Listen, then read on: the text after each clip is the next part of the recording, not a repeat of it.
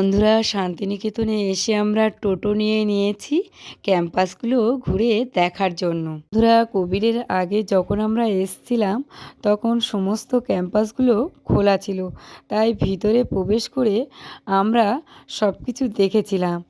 এখন কোনো ক্যাম্পাস খোলা নেই, বন্ধ রয়েছে, তাই আমাদের বাইরে থেকে সমস্ত কিছু দেখতে হবে।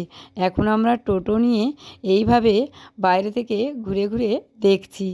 নাট্যঘর, ছাতিমতলা, বিশ্বভারতী ক্যাম্পাসের ভিতরে প্রবেশ করা যাবে না, একমাত্র মিউজিয়াম ছাড়া।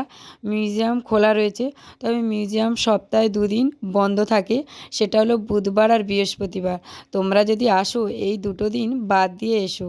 এদিকে দেখো, বাঁশির তালে বাউলের গান, আলো যেখানে আছে আমাদের বিশ্বকবি রবীন্দ্রনাথ ঠাকুরের কোনো না কোনো সৃষ্টি সেখানে রয়েছে। এই সুন্দর মনোমুগ্ধকর পরিবেশ সব কিছুর জন্যে মানুষ বারবার শান্তিনিকেতনে ছুটে আসে। ভিডিওটা কেমন লাগলো কমেন্ট করে বলো।